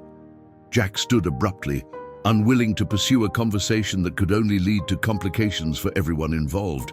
"I should finish preparing for tomorrow," he said, his voice rougher than intended. Ayasha inclined her head gracefully, accepting his retreat. "Safe journey, Jack Harmon. May the spirits guide your return to us." Outside the healing lodge, Jack took a deep breath of the cool evening air, trying to steady the unexpected turmoil within. He had come to this village as a rescuer, then a guest. Now he was riding to Helena as an advocate for people who had been strangers days ago. And somewhere in that swift transformation, Ayasha had become something he dared not name, even to himself. The evening meal was a more subdued affair than the previous night's celebration. The news of Fletcher's arrival had cast a shadow over the community, and conversation around the cooking fires was muted, concerned. Jack ate quietly, listening to Nathan chatter about their upcoming journey, occasionally answering the boys' questions about Helena and what to expect from the territorial judge. As darkness fell, Maka and his 3 chosen scouts prepared to depart for their surveillance mission. The young warrior was dressed in dark buckskins, his face smeared with earth to blend into the night. He approached Jack as the final preparations were being made. "Watch over the village while I am gone," he said, his tone making it both request and command. Especially Ayasha. Her strength returns, but she pushes herself too hard. "I leave for Helena at dawn," Jack reminded him, "but I'll make sure she's looked after before I go."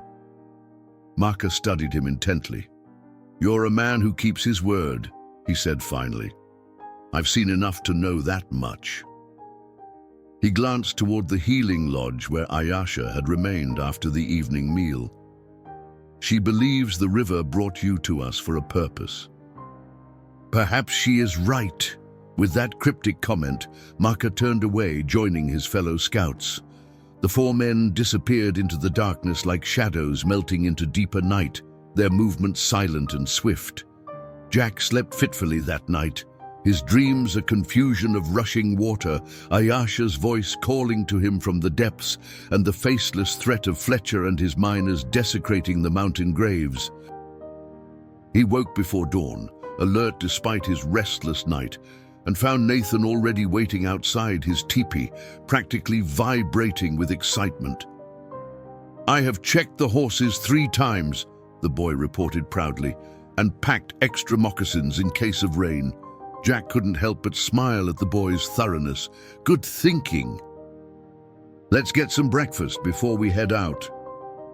As they ate a simple meal of cold corn cakes and dried berries, Running Wolf joined them, his face solemn in the pre-dawn light. "A rider came in the night," he informed them quietly.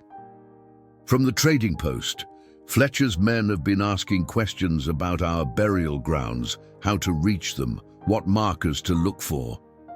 Jack's jaw tightened. "They're not wasting any time." "No," Running Wolf's expression was grim. "The trader believes they plan to move within days, not weeks as we first thought. Your journey to Helena becomes even more urgent." "We'll ride hard," Jack promised, "and send word back as soon as we know anything."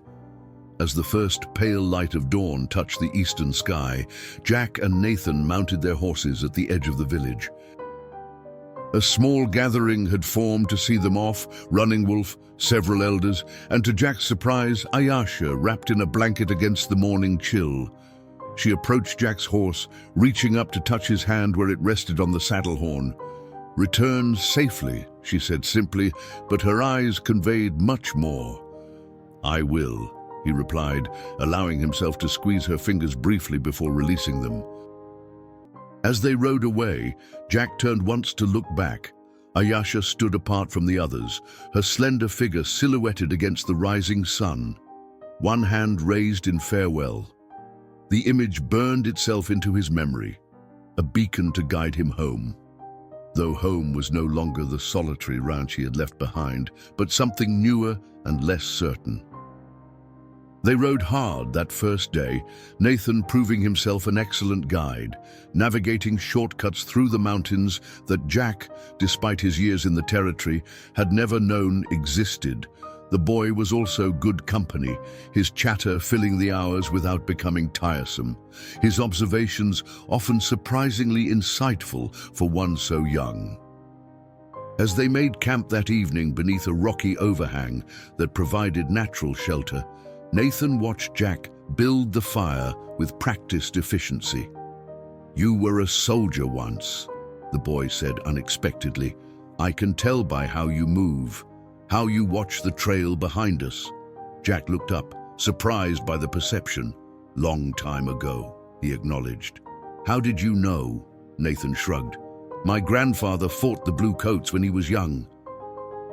He says a warrior carries himself a certain way, no matter how many years pass." Jack fed another stick to the growing flames. "Considering this, Your grandfather is right. Is that why you live alone? Nathan asked. The directness of youth cutting straight to questions adults would circle cautiously. Because of what you saw as a soldier. Partly, Jack admitted. Seeing no reason to shield the boy from truth he seemed mature enough to handle. The war changes a man, makes it hard sometimes to fit back into peaceful life. Nathan nodded solemnly. Like Broken Lance, he fought at the Great Falls battle. Now he lives at the edge of our village and carves spirit masks all day, speaks to no one. Everyone handles it differently, Jack said, thinking of his own decades of self-imposed isolation. Had that been so different from Broken Lance's retreat to the village periphery? But you saved Ayasha, Nathan pointed out, and now you help all of us against Fletcher, so maybe the river healed something in you too. Jack stared into the fire, struck by the boy's insight. Was that what had happened? Had pulling Ayasha from the current somehow pulled him back into the flow of life as well? The thought was both unsettling and strangely comforting. Maybe it did, he conceded quietly. Now get some sleep. We've got hard riding ahead tomorrow. As Nathan settled into his blankets, Jack remained by the fire, turning Ayasha's medicine pouch over in his hands, feeling the smooth contours of the river stone within. Tomorrow, they would reach the territorial road, and the day after, Helena itself. There he would confront the machinery of white man's law on behalf of a people who had every reason to distrust it. And somewhere behind them, Fletcher and his miners moved ever closer to the sacred burial grounds, driven by gold fever and the arrogant certainty that their desires outweighed any native claims.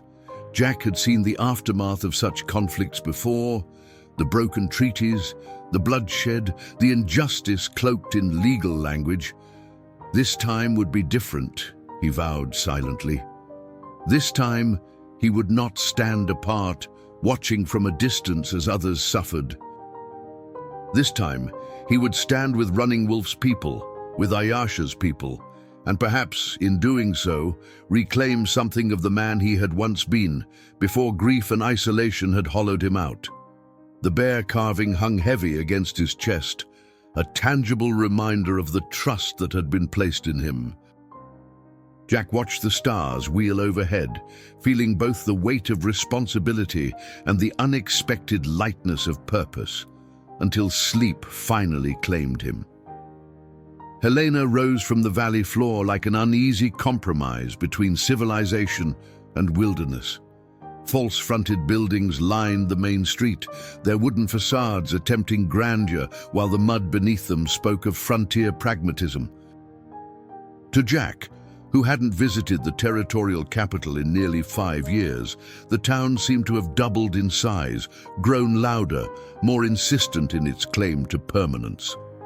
Nathan stared wide-eyed as they rode down the bustling street, his gaze darting from the 2-story hotel to the busy general store, from the saloon with its swinging doors to the ladies in their town dresses hurrying along the boardwalks. So many people, he murmured. All moving so quickly, Jack nodded, understanding the boy's overwhelmed reaction all too well. His own nerves jangled with each passing wagon, each shouted greeting between townspeople, each unfamiliar face that turned curiously toward the unlikely pair they made. The weathered white man in buckskin shirt and the Blackfoot boy riding proudly beside him. "We'll stable the horses," Jack said, "get cleaned up, then head to the courthouse." Judge Morrison usually holds session until mid-afternoon.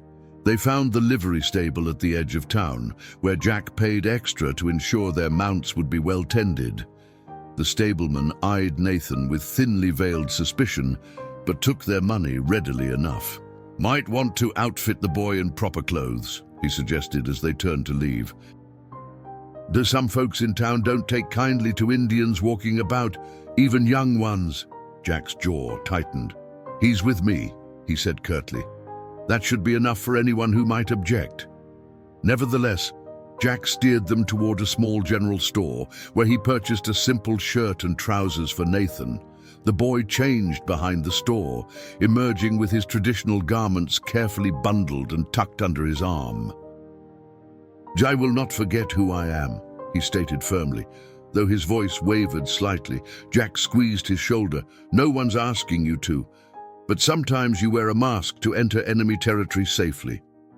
"Is this enemy territory?" Nathan asked, glancing around at the town with newfound wariness. Jack considered the question more seriously than he might have a week ago. "Not enemy," he said finally. "Just different. A world with different rules, different values. Best to understand it before challenging it." They made their way to the courthouse, a stolid brick building that dominated the south end of the main street. Inside, the hallway was cool and quiet after the bustle of the street, their footsteps echoing on the polished wooden floor. A clerk at a high desk regarded them with professional disinterest. "Judge Morrison?" Jack inquired. "I need to speak with him on a matter of territorial law." "Court's in session," the clerk replied, peering at them over spectacles perched on a thin nose. "He'll be done at 3. You can wait if you've a mind to." Jack checked the large clock on the wall.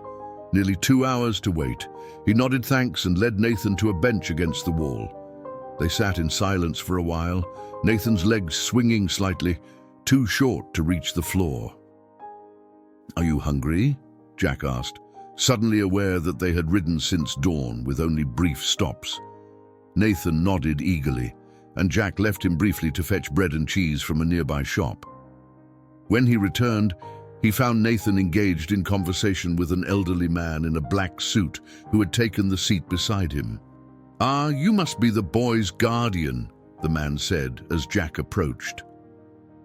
"He tells me you've come on important business with Judge Morrison." "That's right," Jack confirmed cautiously. The man extended his hand. "Samuel Whitaker, at your service. I practice law here in Helena when I'm not tending to my mining interests." His shrewd eyes assessed Jack. The boy mentioned something about William Fletcher. "I couldn't help but overhear. Fletcher and I have had dealings in the past." Jack glanced at Nathan, who looked abashed at having revealed too much to a stranger. "It's all right," he assured the boy before turning back to Whitaker. "Yes, we're here about Fletcher. He's claiming rights to survey land that belongs to the Blackfoot." Whitaker's bushy eyebrows rose. "Ah, I see. Then your timing is fortuitous." "Fletcher filed papers just yesterday. I happened to be in court on another matter and witnessed it." Jack's pulse quickened. "What kind of papers?" "A mining claim, quite extensive." Whitaker leaned closer, lowering his voice.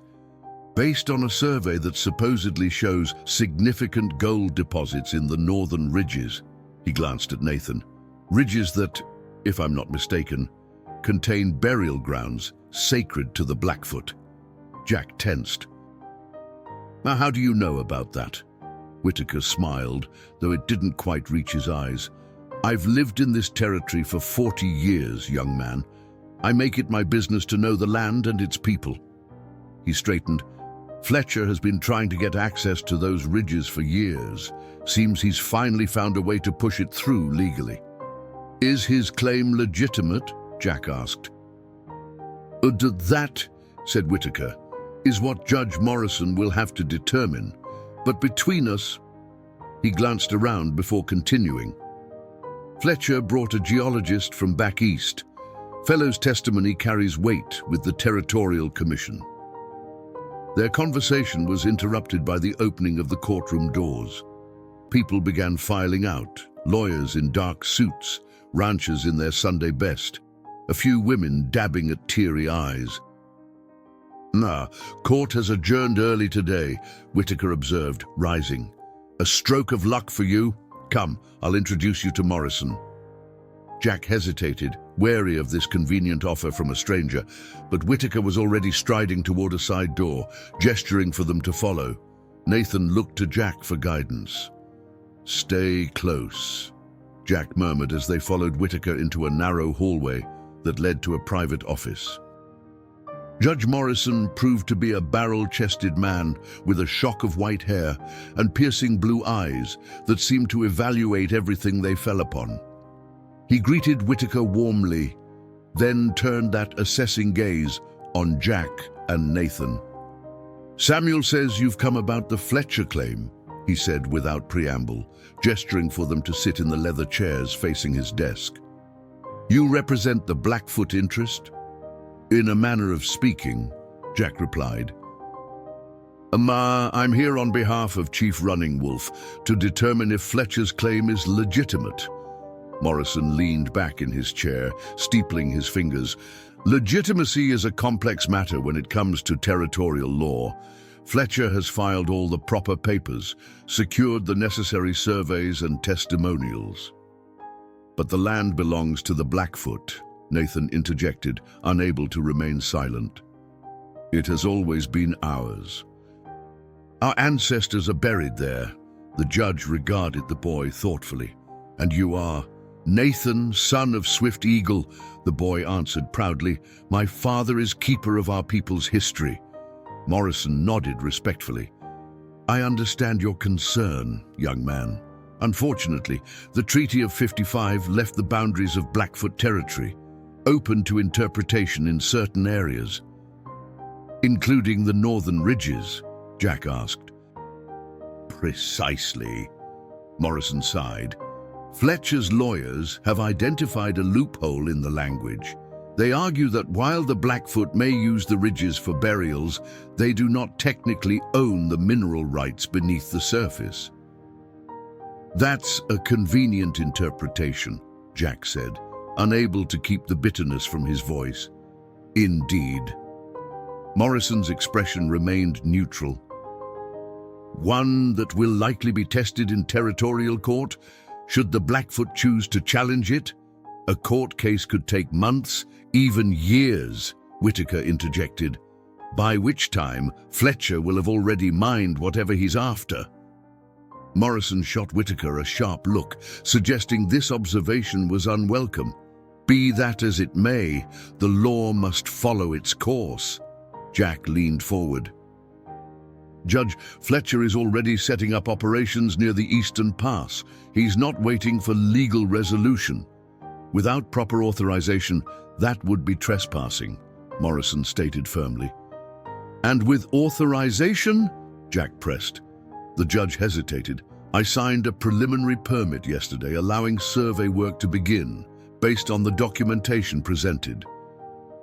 "But," he added, seeing Jack's expression darken, "actual mining operations cannot commence until the full claim is approved by the Territorial Commission next month." Nathan looked at Jack in alarm. "But the scouts said they're bringing in equipment now, heavy tools, dynamite." Morrison's eyebrows rose.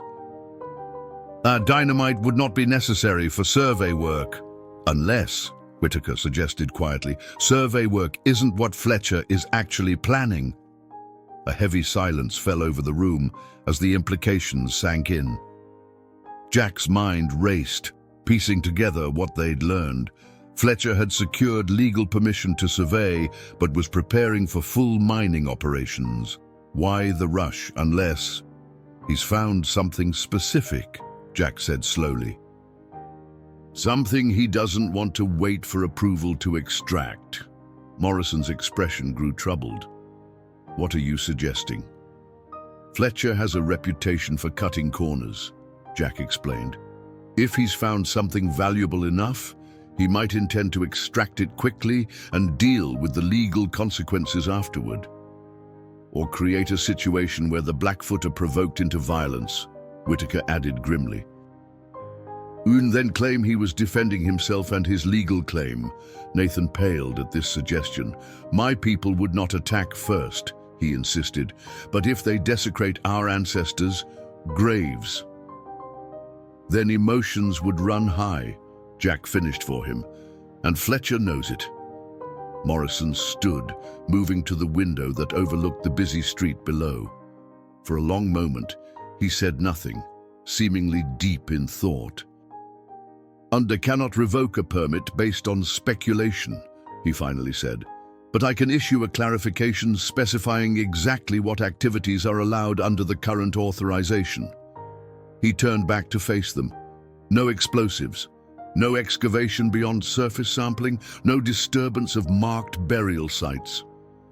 "And if Fletcher ignores these limitations," Jack asked, "then he would be in violation of territorial law," Morrison stated firmly.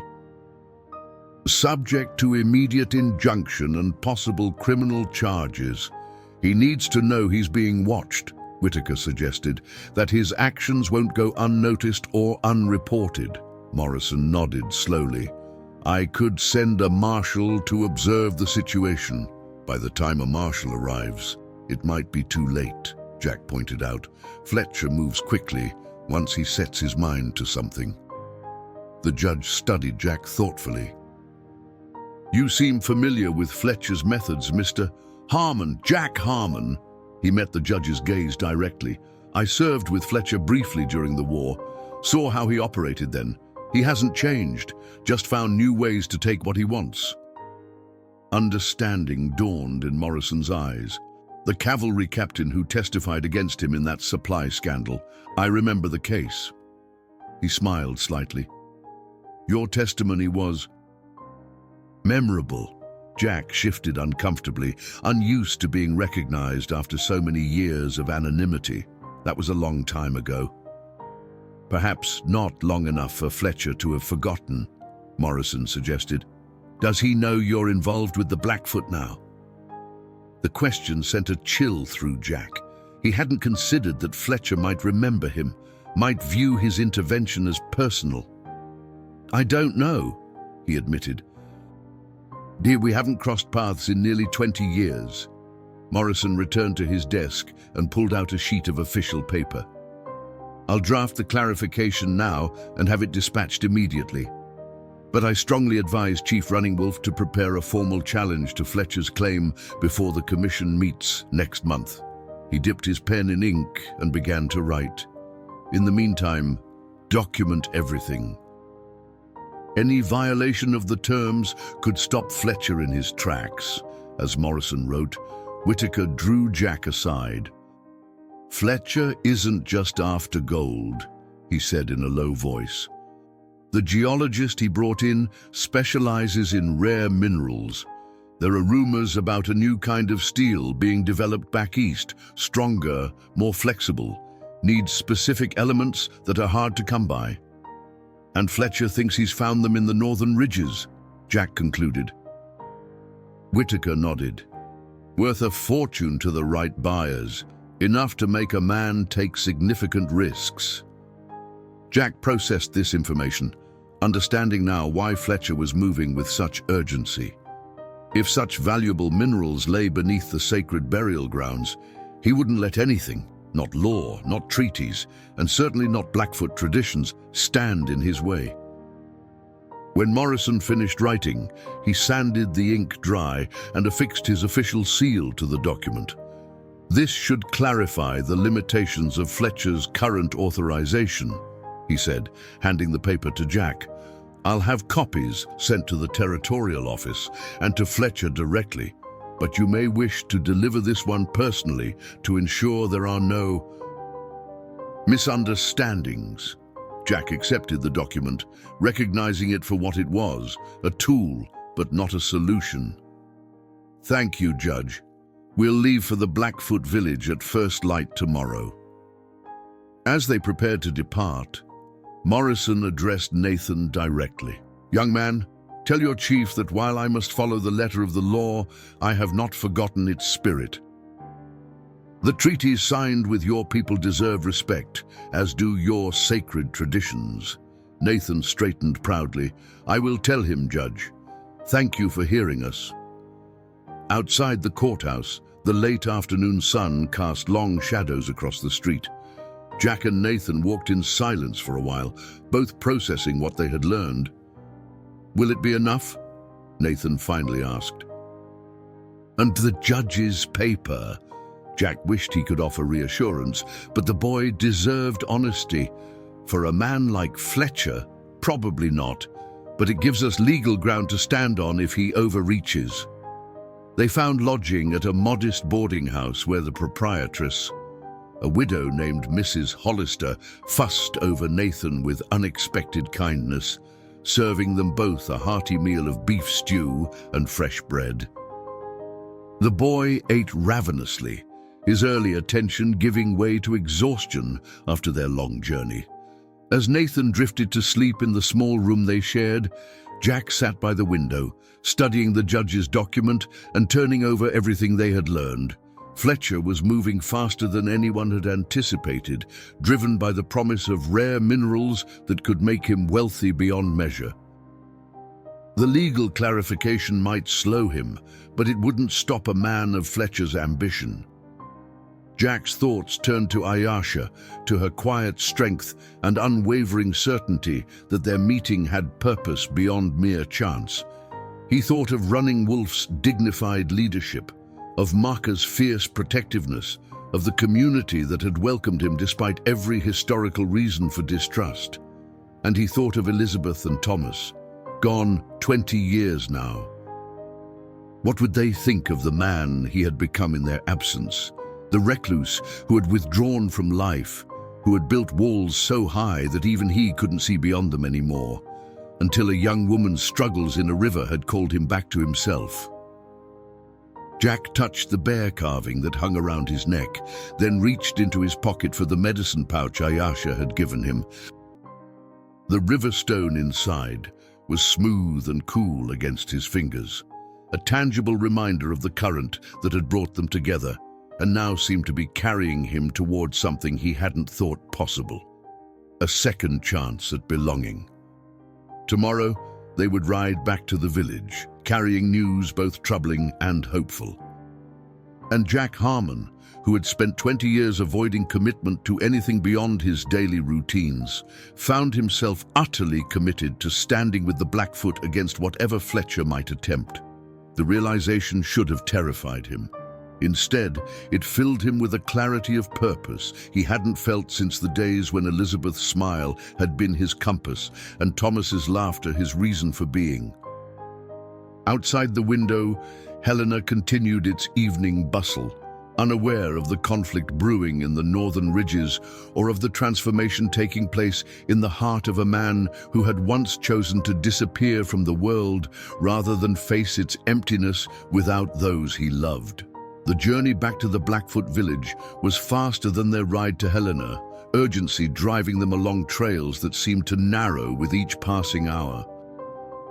They pushed their horses hard, stopping only when necessary, sleeping briefly under starlit skies before continuing at first light.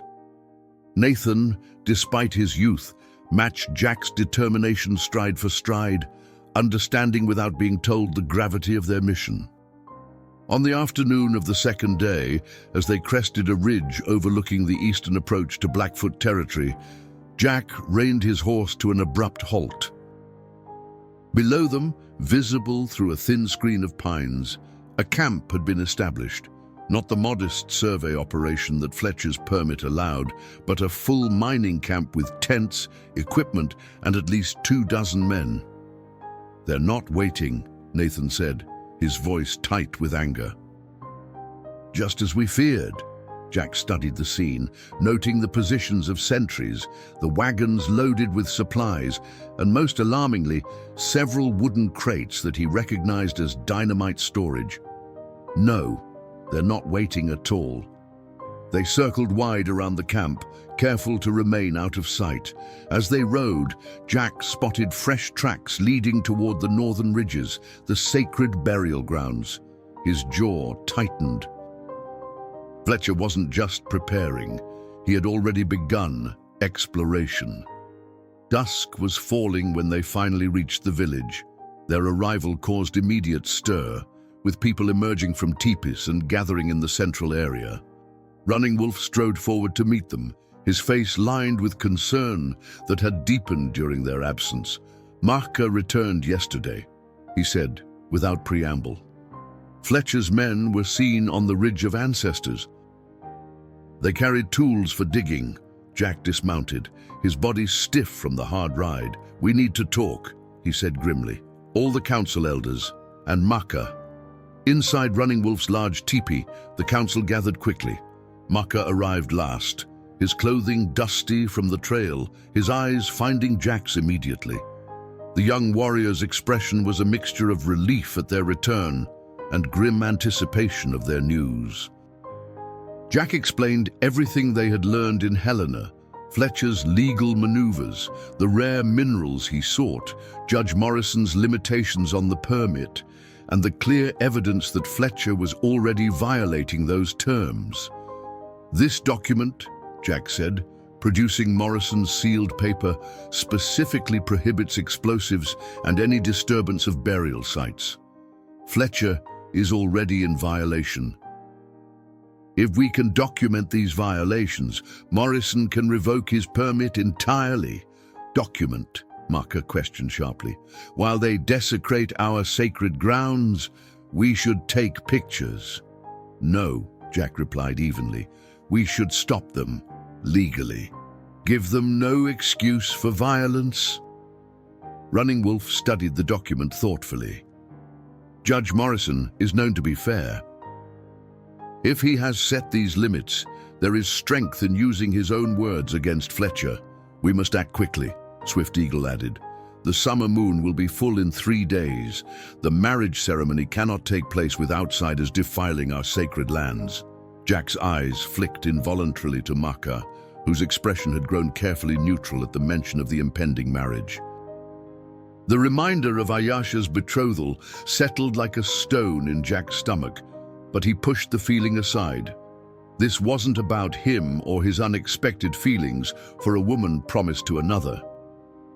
I propose this, Jack said, refocusing on the immediate threat.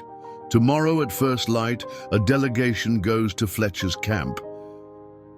We present Morrison's document, make it clear his current activities violate territorial law, and demand he cease operations until the commission rules next month. And if he refuses, asked one of the elders, then we have witnesses to his refusal, proof that he knowingly violated the law. That's grounds for Morrison to send marshals immediately.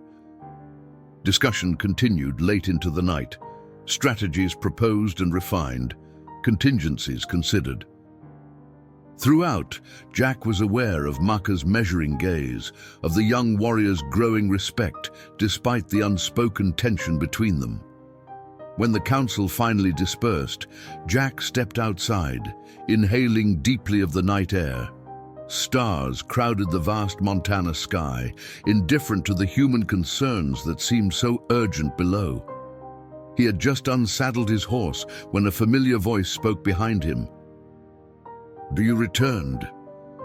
Jack turned to find Ayasha standing a few paces away, wrapped in a blanket against the evening chill.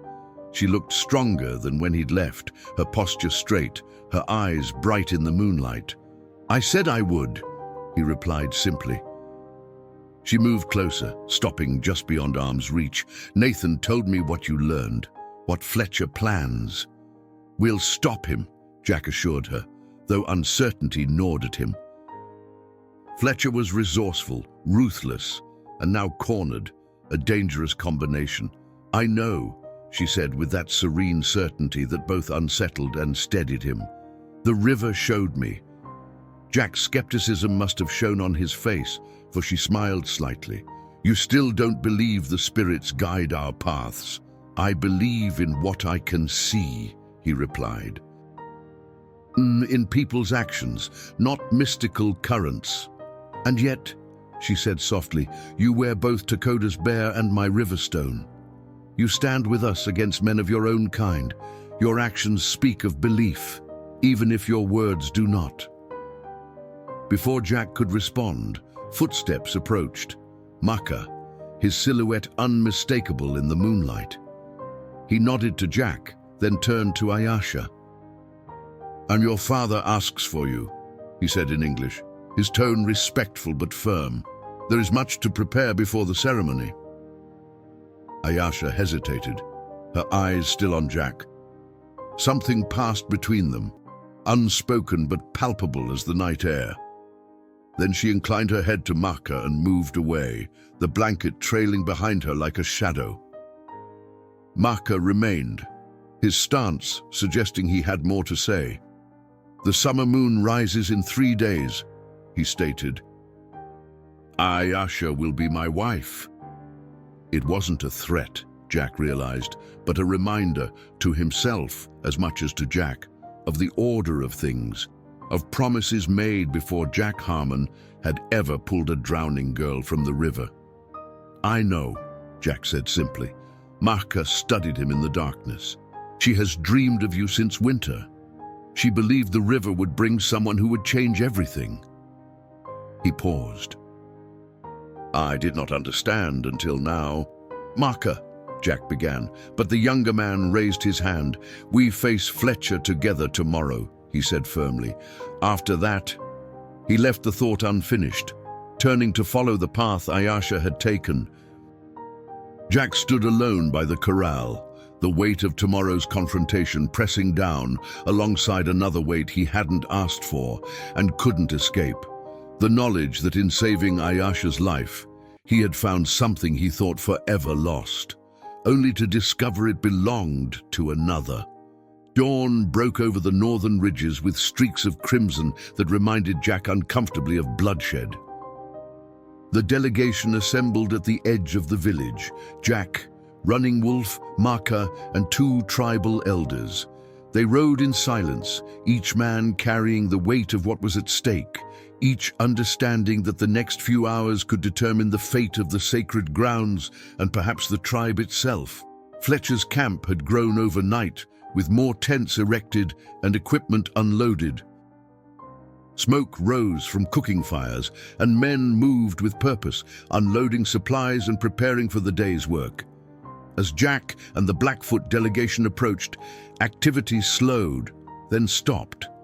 Heads turned, voices quieted, and hands drifted toward weapons. A tall figure emerged from the largest tent, William Fletcher himself, dressed in an incongruously fine coat despite the frontier setting.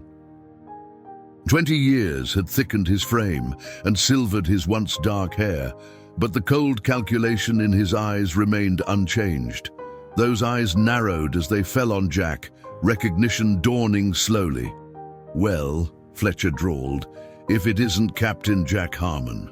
Or do you prefer recluse these days? That's what they call you in town, isn't it?" Jack dismounted, keeping his movements deliberate and non-threatening. "It's just Jack now, Fletcher, and you've found new friends, I see." Fletcher's gaze swept dismissively over the Blackfoot delegation.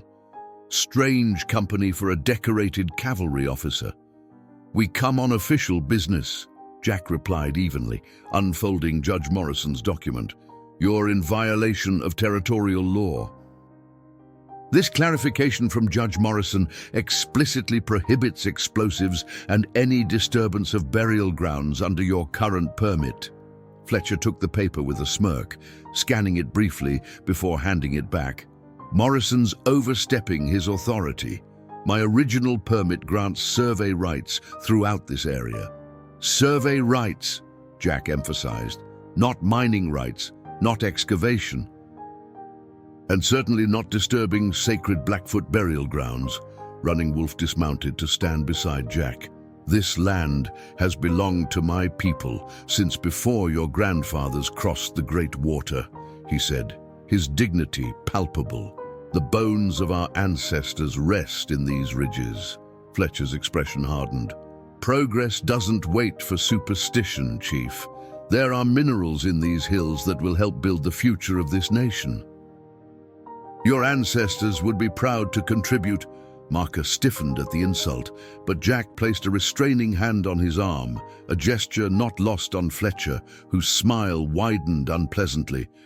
"You've gone native, Harmon. Never thought I'd see the day. Still carrying that sanctimonious moral code that got you nowhere in the army. The code that exposed your theft of supplies meant for starving refugees," Jack countered. "Yes, I still believe men should be held accountable for their actions." Fletcher's face darkened. "That was a misunderstanding. Ancient history." Like these burial grounds, Jack gestured to the ridges. Some history deserves respect. Fletcher, a tense silence fell. Men from the camp had begun to gather behind Fletcher, their expressions ranging from curious to hostile. Jack counted at least 15, most armed, though not openly threatening. Yet, I have legitimate business interests here, Fletcher said finally. Backed by investors who expect returns, I'm not stopping operations because of a piece of paper or tribal legends. Then you leave us no choice but to report your violations to Judge Morrison, Jack replied. He'll send marshals to shut you down completely, Fletcher laughed, a harsh sound without humor. Marshals are 3 days' ride from here, Harmon. A lot can happen in 3 days. His voice dropped. Accidents, misunderstandings, especially in disputed territory with volatile natives. The threat hung in the air, clear as the morning sky. Jack felt Maka tense beside him, saw Running Wolf's expression harden. Don't threaten them, Fletcher, Jack warned quietly. That's a path you don't want to take. Or what? Fletcher challenged. You'll fight me, you and your Indian friends against my men. He gestured expansively. Look around, Harmon. You're outnumbered, outgunned, and out of options. Jack met his gaze steadily. Not quite. He reached into his saddlebag and withdrew a folded paper. This is a list of your investors, Fletcher. Judge Morrison was kind enough to share it. Samuel Whitaker sends his regards, by the way. Fletcher's confidence faltered visibly at the mention of Whitaker. What of it? Whitaker suggested I inform these gentlemen about your methods, about how you're risking their investment on illegal operations that could result in seized assets, fines, even criminal charges. Jack allowed himself a small smile. How do you think they'll react to that news? Men like Senator Harrison and Cornelius Vanderbilt don't appreciate public scandals. Fletcher's face paled slightly. You're bluffing. Try me. Jack held his gaze. You have until sundown to clear this camp. After that, riders leave for Helena with documented evidence of your violations, and for Chicago with letters to your investors. A muscle twitched in Fletcher's jaw as he calculated his options. Jack could almost see the man's mind working, weighing profit against risk, greed against practicality.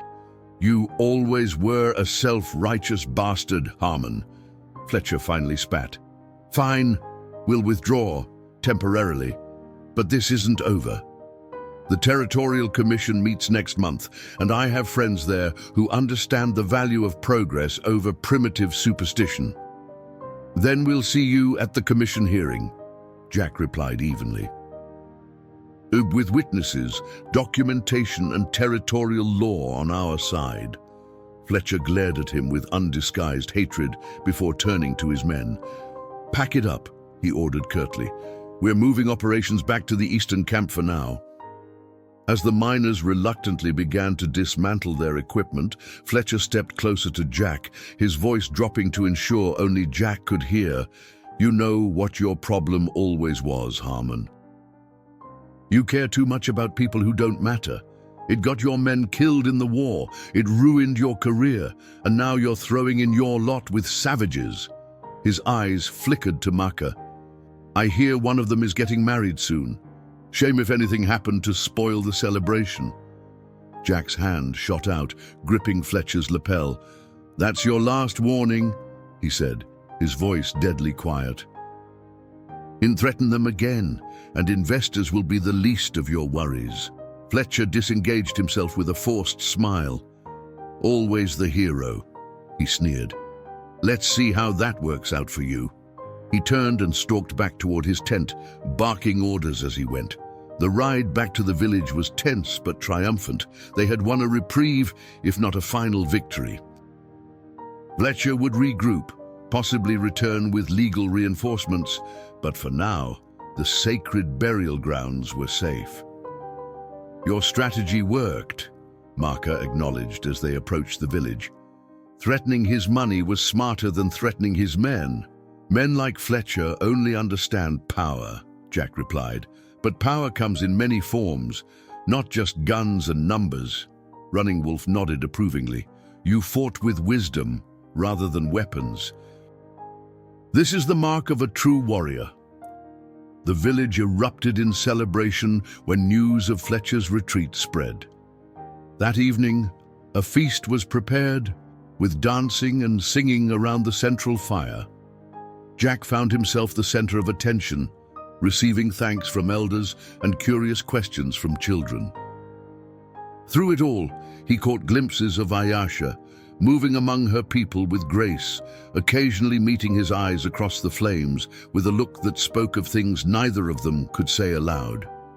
Later, as the celebration continued, Running Wolf drew Jack aside to a quiet spot away from the noise and light. "Tomorrow is the day of the summer moon," the chief said. "The day Ayasha was to join with Maka." Jack nodded, his throat suddenly tight. "I know," Running Wolf studied him thoughtfully. "Since you pulled my daughter from the river, many things have changed. Ayasha has changed. Maka has seen this." Jack remained silent, uncertain where this conversation was leading. "This morning, before we rode to Fletcher's camp, Maka came to me," Running Wolf continued. "He asked to be released from the marriage promise." Jack's head snapped up in surprise. "He what?" "He said a warrior must recognize truth, even when it brings pain. The truth he sees is that Ayasha's spirit has been claimed by the river and by the man who challenged the water spirits for her." "Running Wolf, I never intended," Jack began, but the chief raised a hand. "Intentions are like seeds, Harmon. We plant them, but cannot always control what grows." His expression was solemn, but not angry. "My daughter believes the river brought you to her for a reason. Maka, though it costs him greatly, has chosen to honor this." Jack struggled to absorb this unexpected development. "What does Ayasha say?" "She awaits your words," Running Wolf replied simply. But first, there is something else we must discuss." The chief led Jack further from the celebration, up a small rise where they could see both the village below and the sacred northern ridges silhouetted against the night sky. "Fletcher will return," Running Wolf stated. "If not him, then others like him. The hunger for what lies beneath our lands will not fade." "You'll have legal protection after the commission hearing," Jack assured him. "With Morrison's support and proper documentation of your claims, papers and white man's laws change like the wind," Running Wolf interrupted gently. "What remains constant is the need for our people to have allies who understand both worlds." He turned to face Jack directly. "Someone who can speak with the voice of experience and honor in places where our voices are not heard." Jack realized what Running Wolf was asking. "You want me to represent the Blackfoot at the commission hearing?" "Not just at the hearing," the chief clarified. "Beyond it, in all matters where our worlds meet." He gestured toward the distant mountains. "Your ranch lies between our village and the white settlements, a bridge, just as you have become a bridge between our peoples." The implication was clear, not a temporary role, but a permanent one. Not just an advocate, but a member of the community. The offer touched something deep within Jack, a longing for purpose that had been buried beneath 20 years of grief and isolation. "I'm honored," he said sincerely, "but I'm just one man. Fletcher has resources, connections, and you have something he will never have," Running Wolf countered. "A foot in both worlds and a heart that remembers justice." He placed a hand on Jack's shoulder. "But consider it. Speak with Ayasha. The decision must come from your spirit, not just your mind." With that, the chief left him alone on the hillside, the weight of possibility pressing on him like a physical force. Jack sat on a boulder, watching the distant celebration, thinking of all that had changed since that morning by the river when he'd heard a stranger's desperate splashing. He wasn't sure how long he'd been sitting there when soft footsteps approached. Ayasha appeared like a vision in the moonlight, dressed simply in a deerskin dress adorned with minimal beadwork, her hair loose around her shoulders. "My father told me of his offer," she said, sitting beside him, "and of Marka's decision." Jack turned to look at her, struck again by her quiet beauty. Is that what you want?" Ayasha's gaze was direct, unflinching. "From the moment I first saw your face, when my spirit was caught between worlds, I knew the river had brought us together for a purpose. I have always known." "I'm not sure I believe in such certainties," Jack admitted. "And yet, here you are," she replied simply. A man who isolated himself from all human connection for 20 years, now willing to fight for a people not his own. Her hand found his in the darkness. "If not the spirits, then what led you to the river that day? What made you dive into the current without hesitation?